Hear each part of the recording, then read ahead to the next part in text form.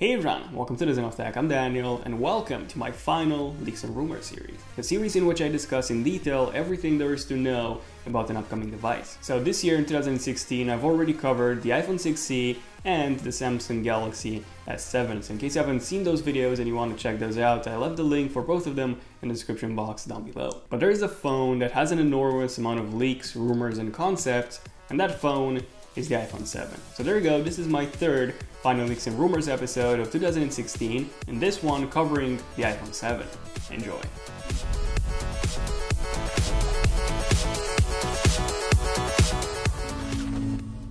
Okay, so starting off with the design, every 2 years Apple updates the design. And every 2 years we had a completely different design. The iPhone 4 was completely different from the iPhone 3GS. The iPhone 5 had a 4-inch display and an aluminum strip on the back. The iPhone 6 had an even larger display, 4.7 inches and 5.5 inches with a plus, and had a full aluminum back. In 2015 we had the iPhone 6s, which means that now in 2016, we're going to have the iPhone 7 with a completely new design. In terms of the design, there have been a lot of concepts and rumors regarding this. Apple even applied for some weird design patents, including this one that features an iPhone with a front glass that curves around the phone. And it looks really cool. This is how it would look if it was actually real. Notice how there's no home button there. So yeah, this is the first design rumor, a curved glass panel, which looks pretty awesome. But yeah, this is probably not going to happen, at least not with the iPhone 7, and I'll get to why in a second. The other one implies no home button at all. And in that case, we would have a full front glass panel with the iPhone. In case you're wondering, the functionality of the home button would be replaced by 3D touch. So we would be able to press hard on the display, and that would mimic the functionality of the home button. But this as well is just a rumor. We'll probably won't see this until the iPhone 8 or even the iPhone 9. Well, why is that? Why isn't this coming with the iPhone 7? Well, the reason for this is this. Apple has just applied yesterday for a new home button patent, which allows for pressure sensors to be included inside a home button. So this would give the home button 3D touch functionality. So you could use this as a trackpad and even a joystick for games. So this is definitely coming, most likely with the iPhone 7s, not the iPhone 7, just because Apple has only applied for the patent yesterday, and it usually takes about a year from the approval to actually include that thing in a device. So yeah, this is most likely going to be the key selling feature of the iPhone 7s. Okay, so far no curved display, no full front display panel, not even a 3D touch home button, so how is the iPhone 7 going to look like then? Well, the iPhone 7 is actually going to be the iPhone with the smallest design change. It's going to look a lot like the iPhone 6 and the iPhone 6s with a few key differences. So the first key difference is going to be a much thinner body. Some rumors suggest that the iPhone 7 is actually going to be as thin as the iPod Touch 6th generation, so only 6.1 millimeters, although this is pretty hard to believe. So in my opinion, it's going to be somewhere around 6.3 or 6.5 millimeters thick. The iPhone 6 was 6.9 millimeters thick, and then the iPhone 6s was a bit thicker, coming in at 7.1. So yeah, expect something around 7.3, 7.5 for the iPhone 7, and somewhere around 6.7 to 6.9 for the iPhone 7 Plus. The second design change is going to be in terms of that camera bump. So the camera bump is finally going away. The back-facing camera on the iPhone 7 will finally be recessed. Now, I'm not entirely sure if we're only going to see a recessed camera on the iPhone 7 Plus or the iPhone 7 as well. It's most likely going to be only on the iPhone 7 Plus. But yeah, more about that when we get to the camera section of this video. But we're definitely going to see at least one iPhone model with a recessed camera. Either the iPhone 7, the iPhone 7 Plus, or even both. Number 3, those ugly antenna lines on the back, they're going away as well. Now, you may not know, but the reason for those antennas to exist is because the cellular signal can only pass through less denser material. So it cannot pass through aluminum, for example, because aluminum is way too thick. Only Wi-Fi can pass through aluminum, so it needs something less dense than aluminum, for example, plastic or rubber. Now, some antenna lines will still have to be there. The ones on the side and the ones on the top and bottom, they're still going to be there. But yeah, the back ones are finally going away. But let me know in the comment section down below, what do you think about those antenna lines? Do you find them ugly? Do you think the iPhone 5 and 5s looked a lot better than the iPhone 6 and 6s? I personally think so, but yeah, do let me know. But the biggest design change, most of you watching this video have probably heard of it. The headphone jack is going away for good.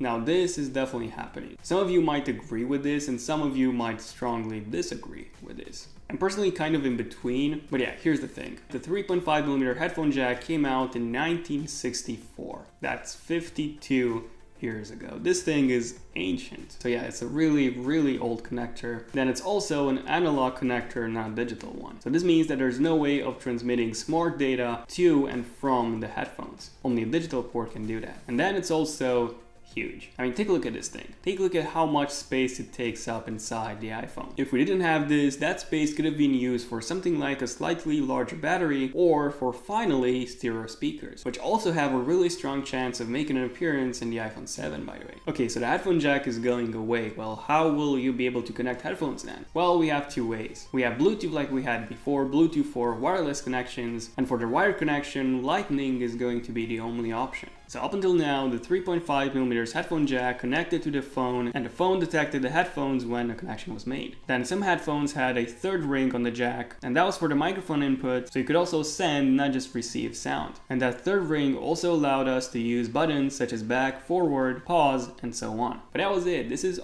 everything that you can do with headphones today. With a 3.5mm headphone jack, there's no way for the headphones to transmit smart data to the phone. And what exactly do I mean by smart data? Well, for example, the Lightning port is digital, which means that, for example, instead of setting an equalizer on your phone, you could actually set that equalizer on your headphones. So every single time you plug your headphones in a new device, your previous settings will always be there because they're not on the device, they're on the headphones. Or you could have different presets depending on the music you listen to. And finally, a digital connection actually means higher quality sound. So 24-bit 48 kHz, which up until now was not possible via the 3.5mm headphone jack. And just in case some of you have some doubts regarding this, there are already a couple of Lightning enabled headphones on the market right now, some of which you can even buy from the Apple Store. Philips has a really high-end model. I mean, just take a look at how awesome this thing looks. And yeah, the sound is supposed to be even better than its looks. Odees has an even more premium model, this one priced at $800. So yeah, Lightning headphones are already here. So in case you're wondering, yes, Apple will include some Lightning headphones with the iPhone 7 in the box. And you'll be able to buy some Bluetooth headphones from Apple as well, some more premium ones. So yeah, those are coming with the iPhone 7's release as well. This is how they might look like. So there are going to be two separate Bluetooth modules. So yeah, no cables in between, which is pretty cool. But yeah, the battery life is supposed to be somewhere around 4 to 5 hours, which is not that great, to be honest. But hey, at least you have no cables at all. Let me know, by the way, in the comment section down below, what do you think about having Bluetooth headphones with no cables at all and a really bad battery life? What do you think about this? And in case you're wondering how you're going to connect any other headphones to your iPhone 7, well, Apple is going to sell you a Lightning to 3.5mm headphone jack adapter. And yeah, that thing is most likely going to be priced somewhere between $20 to $35.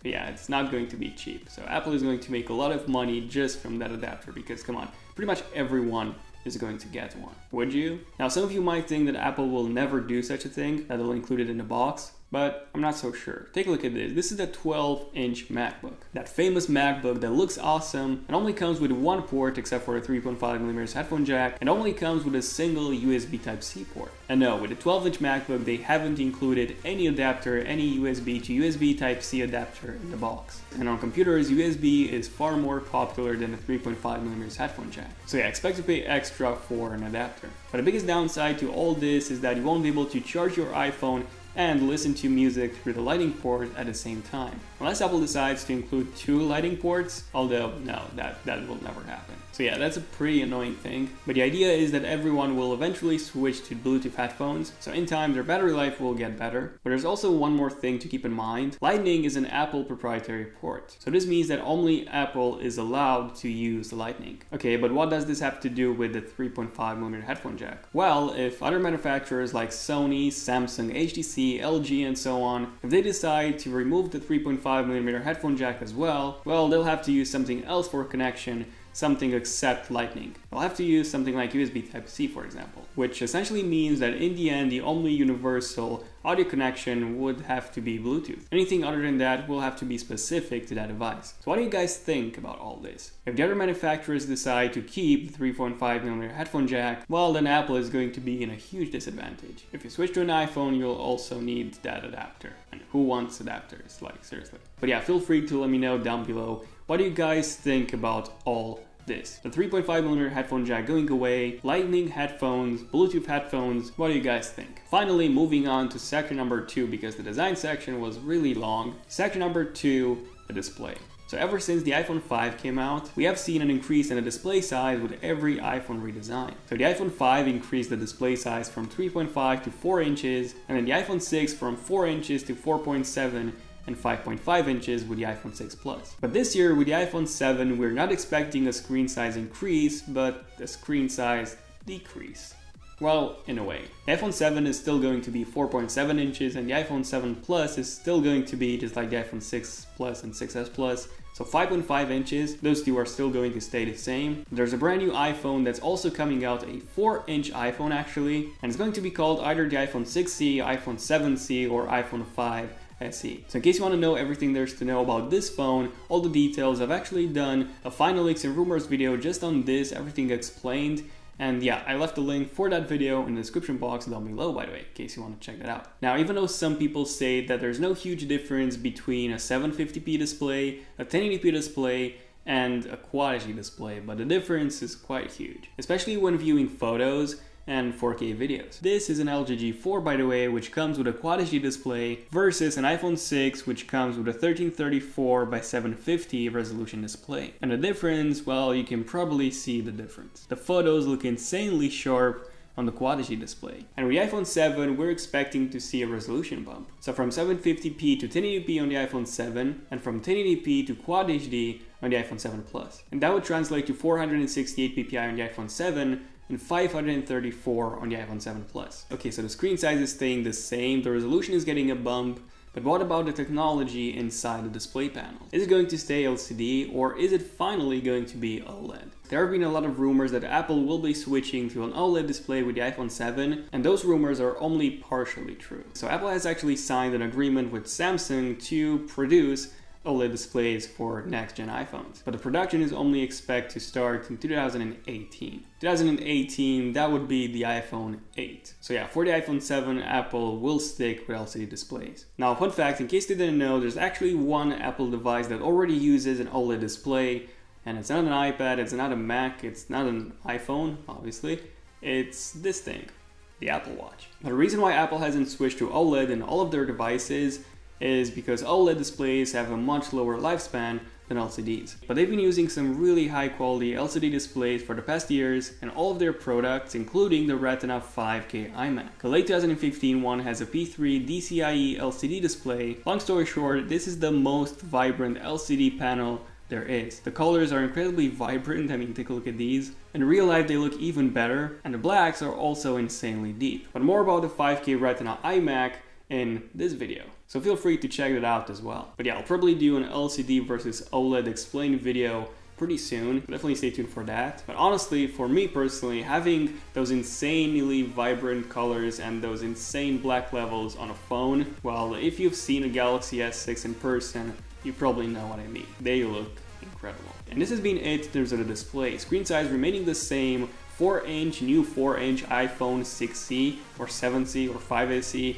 That thing is coming as well. Once again, video about that linked here and there in the description. Resolution bump and LCD as the main display technology. Whoa, and this has been a really long video. So I'll be covering the remaining sections, the camera, the specs, the special features, the release date, and finally the price in my next video. So definitely stay tuned for my next iPhone 7 final leaks and rumors video. So feel free to subscribe if you want to see more videos like this one, if you want to see more final leaks and rumors videos like this one. Once again, feel free to check out my previous 2016 final leaks and rumors videos on the iPhone 6C and the Samsung Galaxy S7. Both of them linked in the description box down below. Also feel free to give this video a like if you have enjoyed it, and let me know in the comment section down below your top 5 features that you would like to see in the upcoming iPhone 7. But yeah, the remaining sections will be covered in the next video, so if you are a subscriber, don't forget to turn on notifications on my channel on both desktop and mobile. On mobile by simply clicking that bell icon next to my channel so that you're notified whenever I upload a brand new epic video. But thank you all for watching this video. I'm Daniel, and I'll see you in my next one. Zen of Tech, signing out. Cheers.